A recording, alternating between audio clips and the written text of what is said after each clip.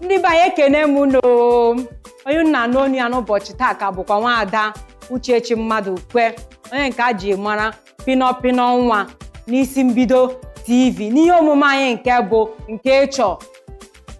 Enwere ọtụtụ ihe nke anyị wetara n'ụbọchị taa, mana enwere nke kacha mkpa anyị chọrọ ikwu gbasara entertainment industry ka a na-akpọ ọma egwuregwu nke ndị bekee na-akpọ entertainment industry. Enwere ọtụtụ ihe ndị nke anyị ga-ebunyegasị aka n'ụbọchị taa, mana enwere ihe dị oke mkpa anyị chọrọ egwu unu. Ihe dị oke mkpa anyị chọrọ egwu unu echefukwara na unu ka nọ na isi mbido TV. Ị chọrọ izitere anyị ozi na @isimbido TV na social media anyị na Facebook @isimbido TV, Facebook @isimbido TV, Instagram @isimbido TV, Twitter. Ihe nke anyị chọrọ ikwu n'ụbọchị taa bụ uru maọbụ ọghọm a na-enwetagasị na entertainment industry. Ihe nke anyị chọrọ itinye n'ọnụ ya bụ ka ihe a ga-eme ka ihe a naghị eme. Mana tupu anyị ekwume ihe gbasara uru na ọghọm na entertainment industry, anyị ka chọrọ ka ị nọrọkwa ebe ahụ ị nọ na-ekiri anyị n'ihe onyonyo gị n'isi mbido TV. Apụkwala, chere anyị na-abịa.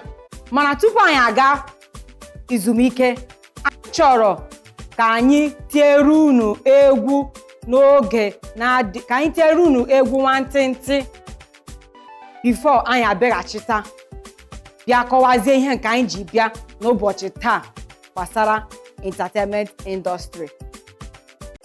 Ndị be anyị abịaghachikwana m n'ọgba o, ka anyị bido kwume ihe nke anyị chọrọ ikwu gbasara ihe egwuregwu, ọgba egwuregwu nke ndị bekee na-akpọ entertainment industry.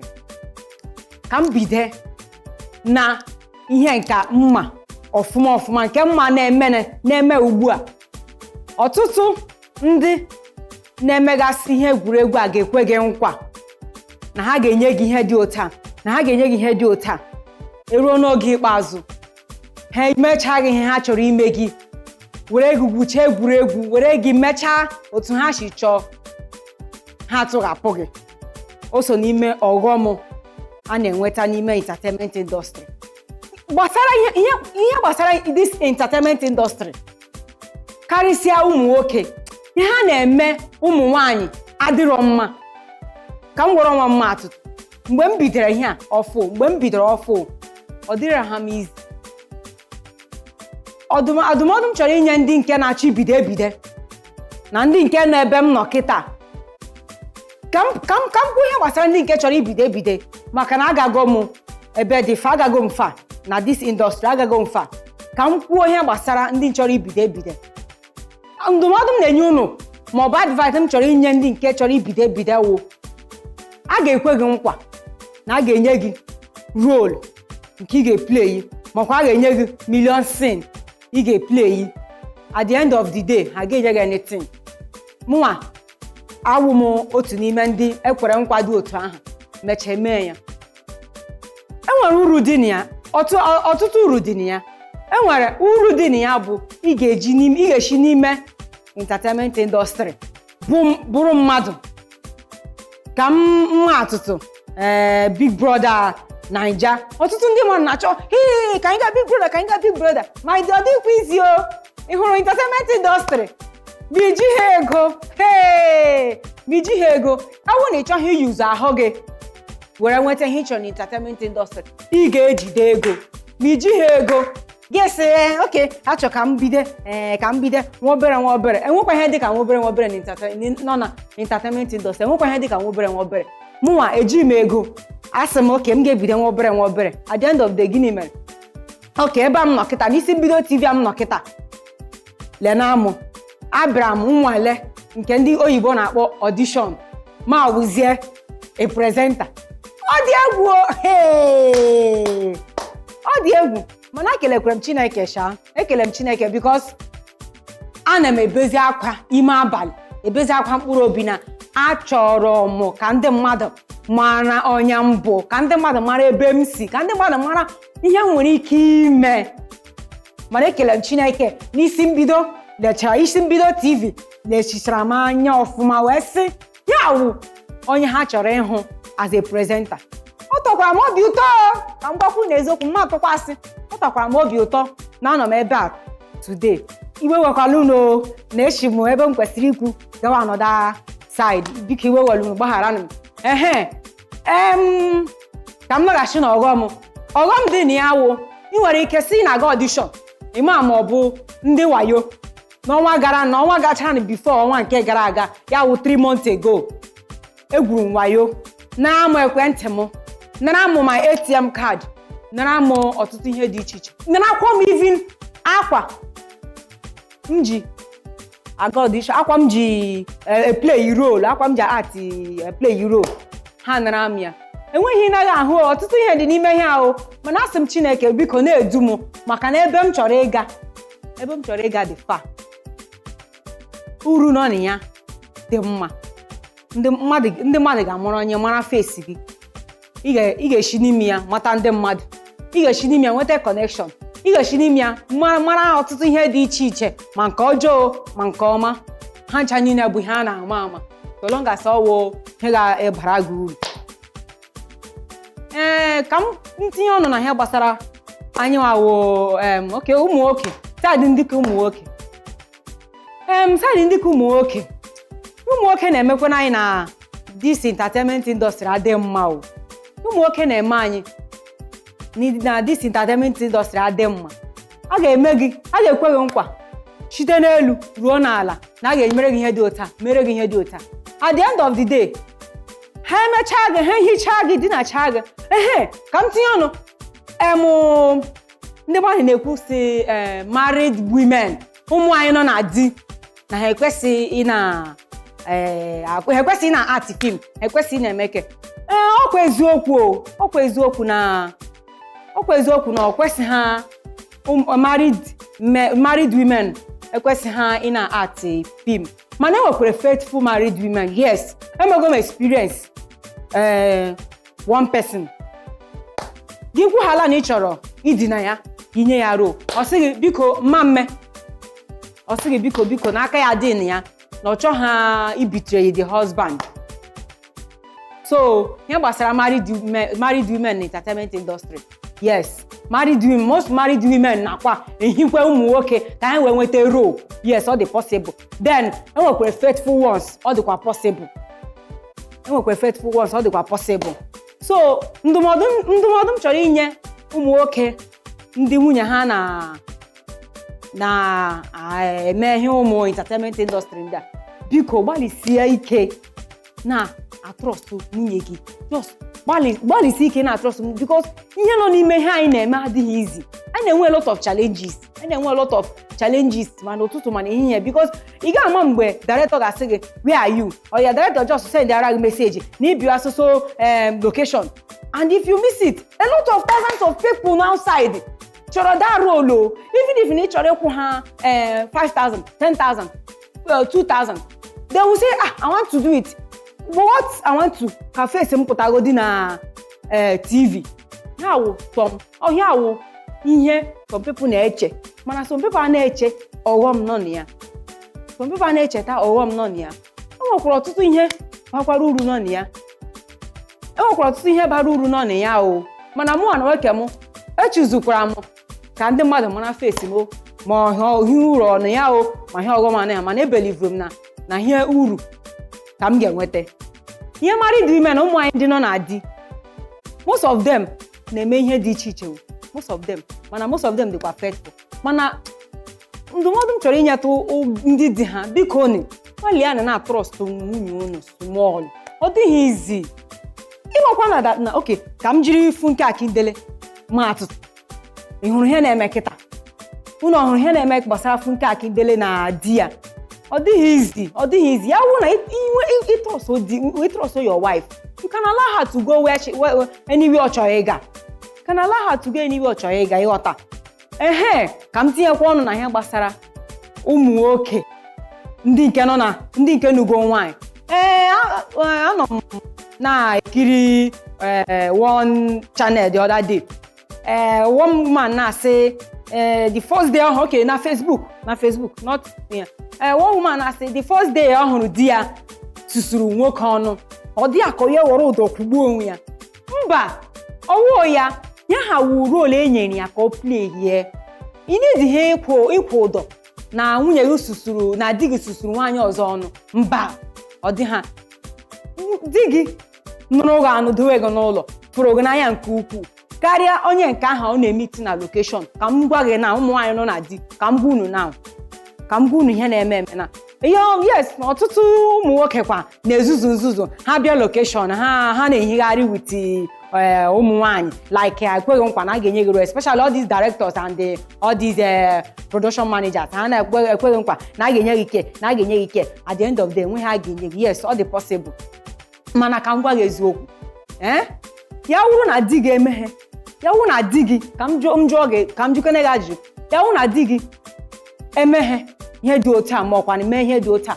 they will not pay him a ga-akwụ ya ụgwọ so gị hụ di gị na o susuru nwaanyị ọnụ ma ị hụrụ di gị ọ rigoro nwaanyị enu mee ya like this maybe metụ ya like this small hey gị magbuo gị shekiwe mba you need to shake enweghị ihe di gị mee ya ụgwọ na di gị mere ya di gị ama nnu onye aha anyị ncha niile nọ na this industry anyị ma ihe anyị na-efesi mana ọwụkwa na anyị ma ihe anyị na-efesi o tom mege ya with their own sincere heart like otam na emekwe ya with my own sincere heart gị lekwa ma ị ga-ama na yes emekwe ya with my own sincere heart because I don't want to cheat on my boyfriend so ihe m ka na-ekwukwe o anyị nwawo ndị nke n'ogo n'ime ya na ndị nke na-abata ndị nke sị ha ekwu otu m ga-esi mee ihe o enidikwere m ka mara onye nwo ka m gaa big brother o ka m gaa ọ dị mma ka a mara your face ọ dị mma ka a mara gị ka ndị mmadụ mara ihe iwe ike imefu na ihe ị ga-emenwuni ọ dị mma nke ukwuu mana gị na-eme ya kwụọ aka gị ọtọ ugbu a ka m chetara some people na-asị before ere face ga-eme ke na a na-agwere ya ọgwụ gịnị kenekọ ọwashi enwe onye na-agwọ ọgwụ onye ọbụla sọ chọrọ ịgwọ ọgwụ ka ọ ga onye ọbụla sọ chọrọ ịgwọ ọgwụ ka ọ ga-mee ka director na-awe ya everyday ka director na-akpụ ya etendịrị ya ka location ma dị ọwashi o ndị be anyị biko iwe wele unu na m chọziri ikwufe onwe m okwu biko na iwe wele unu anyị chọrọ ka anyị gaa zụtụ ike nwantịntị mana tupu anyị agawa gị izu ike anyị ga-etinyere unu egwu unu gbara otu small apụkwala ebe ahụ ị nọ ka anụchi ike na-abịanụ anyị abịaghachikwana ọzọ ebe ego pụta ozi ekene ndị mmadụ zigasịtara anyị mgbe anyị bidoro n'isi mbido enwere onye nke zitara anyị ozi ọ sị na o si Oshodi ọ sị na aha ya bụ Emeka ọ sị na anyị kenecha ndị niile na-arụ ọrụ n'isi mbido TV n'ihe ndị anyị na-eme na-amasị ya nke ukwuu na ọ na-enye ya obi ụtọ mgbe ọbụla otu nụrụ isi mbido TV na ọ na-afụkwa ma nnọọ ọtụtụ ihe ndị na-amasị ya ma ndụmọdụ ma inye ya ihe ndị na-eme ya obi aṅụrị na ọ na-ekele ndị niile na-arụ na isi mbido TV na ndị niile gbasara ihe omume anyị a nọ na-ekene anyị anyị nwekwara ozi ọzọ onye nke a si aha ya bụ Chinenye nwa onye isi ọ sị na enwere ọmarịcha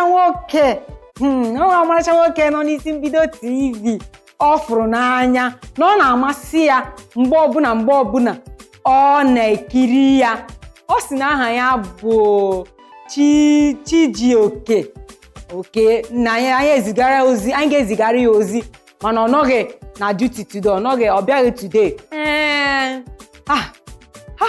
ozi akarịa mana m gara agụpụta ya n'otu n'otu ka anyị nwee ike share ya experience with ndị nọ outside ịchọkwa izibatara ya ozi echefukwara na ọ ka ọkwa n'isi mbido TV maka ndị na-ama ha n'ọwụ n'isi mbido TV echefukwara na ọwụ n'isi mbido TV ịchọrọ izitara ya ozi na social media anyị at isi mbido TV Facebook at isi mbido TV Instagram at isi mbido TV Twitter echefukwala ka nọdịkwa ebe ahụ ị nọ ka anyị laghachi na ozi ndị mmadụ zitere anyị Chibuike ọ sị na she from US ọ sị na ihe ndị nke anyị na-emegasị na isi mbido TV na ọ na-amasị ya nke ukwuu na ya dịkwanụ possible na a ga-emepe isi mbido TV na obodo ahụ ọ nọ ya bụ mba ofesi na ọ ga-amasịkwana ya nke ukwuu.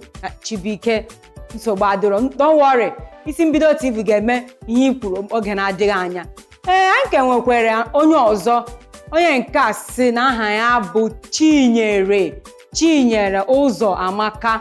Ọ sị na anyị keleri ya ndị niile na-arụ ọrụ n'isi mbido TV na ihe niile nke anyị na-eme n'isi mbido TV na-amasị ya nke ukwuu, na anyị keneri ya ọga ya na ọga ya na-eme ya ihe ọ chọọ nke ukwuu.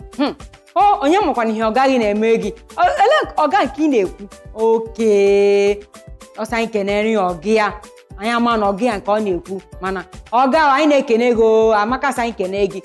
Anyị ka nwekwara onye ọzọ zitere anyị ozi, onye nke a so o si Asaba na-ekiri anyị oge ọbụla anyị na-eme ihe isi mbido TV na ọ na-amasị ya nke ukwuu. Ọ na-atọ ya ụtọ ị na-ahụ na asụsụ anyị na-aga ebe dị anya. Nne, ana m ekene gị, ekene gị rutere anyị ọfụma. Ọ sị na anyị chefukwana itinyere ya egwu ka ọ yọrie egwu. Ọ sị na anyị tiri ya egwu ahụ na-akpọ Buga, nke a Kiz Daniel gụrụ Buga. Nsogbu adịrị, anyị ga-etinye gị Buga ka iwe yọrịa ma chefutu ọtụtụ ihe na-eme n'obodo anyị ugbu a. Ngwanụ ka anyị tinyere unu Buga, ebe Amaka sị anyị tinyere unu Buga ka unu gbarịa Buga ugbu a. Unu gbachazie, anyị ga-abịaghachita ka anyị wee gụtapụ ozi ekene ndị ọzọ ziri. Ụmụnne m, anyị abịaghachikwa n'ọzọ. Ama m na unu laikiri egwu ahụ akụpụrụ unu kịta, Buga. Ivi ma nwata ma dimkpa ma nwa shishi ma nnekwu nwaanyị, onye ọbụla na-ebuga ivi ọ dịrị izi o. Ka anyị gaghachikwa na ihe anyị ji n'aka n'ụbọchị a. Anyị ka nwekwara ozi anyị chọrọ izipụtakwara unu, anyị chọrọ ịgụpụtara ndị mmadụ zigatara anyị. Onye nke a sị na aha ya bụ Uchechi, my namesake. Ọ sị na anyị kenechara ọmarịcha nwoke nke a na-eme ya n'obi n'ọnwụ ya, echeta ya like this, ọ na-eme ya tinini. Ịma anyị nwawo Uchechi, anyị na-alaịkịcha nnọọ ihe ọma. Ọ sị anyị kenechara ọmarịcha nwoke aha na-eme ya n'obi ụtọ na aha ọyịya nwoke aha ka ọ bụ oke. Ọ sị aha fiansị ya, oke fiansị ya. Ọ sị aha ya bụ Odogwu Chinedu. Biko ọyịgị nwaanyị na-asị anyị kene gị na ọ fụrụ gị n'anya nke ukwuu na ị na-eme ya obi ụtọ. Ụmụ nwaanyị, ọ dị egwu. M ka nwekwara onye ọzọ sị na anyị keneri ya mmanya na ọ fụrụ mmanya n'anya nke ukwuu. Ọ sị aha mmanya bụ Ezinne Lọlọ Regina. Ọ sị na mọmi na ọ fụrụ gị n'anya nke ukwuu, na ya wụ na ọwụ ekpere gị na-ekpere ya ụtụtụ ehihie abalị, na ọ maghị ebe ọ ga-anọ ugbu a, mana ọ sị na mọmi na ọ fụrụ gị n'anya nke ukwuu, na ịdịwarị ya ndụ na ọ kwere gị nkwa na ọ ga-elezi gị anya ọfụma n'ihe ọbụla nke ị chọrọ n'ụwa, na ọ ga-emere gị ya n'ebe ị mụpụtara ya n'ụwa, dosi ya n'ọnọdụ ọ chọrọ ịnọ, na ọ ga-enye gị ihe niile nke ị chọọ. Ezinne Lọlọ Regina, ana m ekene ego. Isi mbido TV na-asị gị ị ga-adị ndụ, ị ga-aka nka wee rie ihe ụmụ gị kpatara. Ka anyị kụpụrụ nnụ Ezinne Regina Lọlọ egwu ka ọ were gbarịa yọrịa nkwa wee nwee obi ụtọ n'ozi nwa ya zitere ya. Ka anyị kọrọ na ya egwu Flavor. Anyị abịaghachina. Ama m na unu mere enjoy egwu anyị kụpụtara unu ugbu a. Ama m na unu na-echefugo ọtụtụ ihe ndị na-emegasị n'obodo. Ka anyị gaghachikwa n'ịgụpụta ozi ekene ndị mmadụ zigatesịrị anyị. Ozi ekene akarịa, mana anyị ga na-agụ ya otu. Anyị ka nwekwara ozi ekene. Onye nke a si Mbaise, mba 5, ndị mba 5 ekele ụmụnne m, ndị mba 5. Nwanne unu na-ezitere anyị ozi. Ka m gụpụta ihe ozi nke o zitere. Ọ sị na anyị kene ndị Mbaise niile, ọkachasị eze ndị Mbaise na iri ji nke a na-aga iri n'oge na-adịghị anya. Ndị Mbaise chetakwanụ m, nnọkwa Lagos, chetakwanụ m n'iri ji unu. Ọ sị m kenecha ndị Mbaise, ndị mba 5. Mbaise kenenu, ndị Mbaise ebe ọbụla unu nọ. Unu na-enye nsogbu ebe ọbụla ndị Mbaise unu na-enye nsogbu. mana eshikwe m ọlụ. Anyị ka nwekwara ozi ekene ọzọ. Onye nke a sikwe n'otu Imo steeti a. Ọ si mba nnọọ. Ọ sị na anyị kenecha ndị niile na-azụ ahịa n'Owerri. Ndị niile na-azụ ahịa n'Owerri. Nke ndị na-azụ ahịa n'Owerri, ana m ekele unu.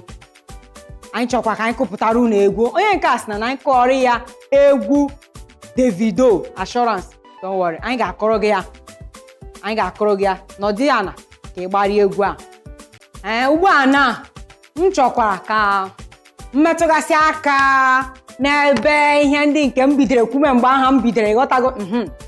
Ihe m kwuru mgbe aha bụ ihe gbasakwara entertainment industry, ọma egwuregwu anyị, ihe ndị anyị na-efesi gasị, challenges anyị na-enwe, advantage na disadvantage anyị na-enwegasị, ma ọ bụ uru na ọghọm dị n'ime ya, ma ọ dị mma ma ọ dị mma. Ndụmọdụ m chọrọ inye ndị nke m ka enyekwu ndụmọdụ maka na anọ m eso m n'otu n'ime ndị wee starter that time ịghọtago. Ndụmọdụ m na-achọ inye n'ụwa unu eluzikwala hope.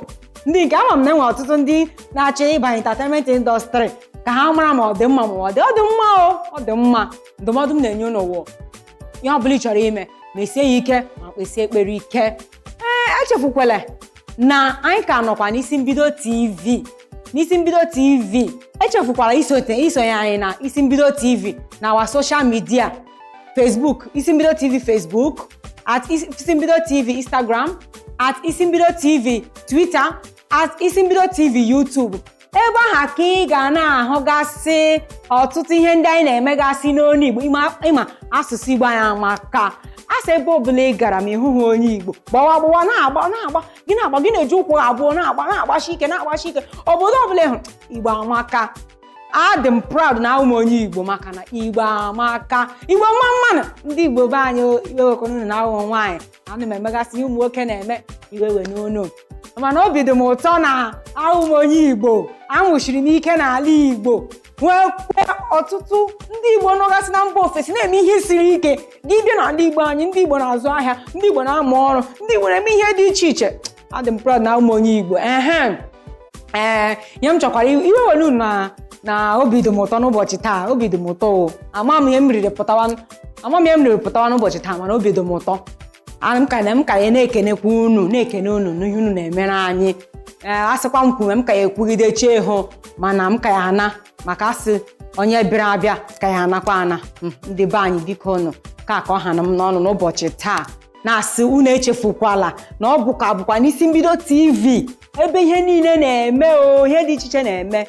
Ndị be anyị ka ọ ha na m n'ọnụ. Ekene dịrị unu maka unu nọ nnọọ taa, gee m ntị ọfụma ma nwekwe obi aṅụrị na ihe m na-eme. Kene m unu. Bye bye no.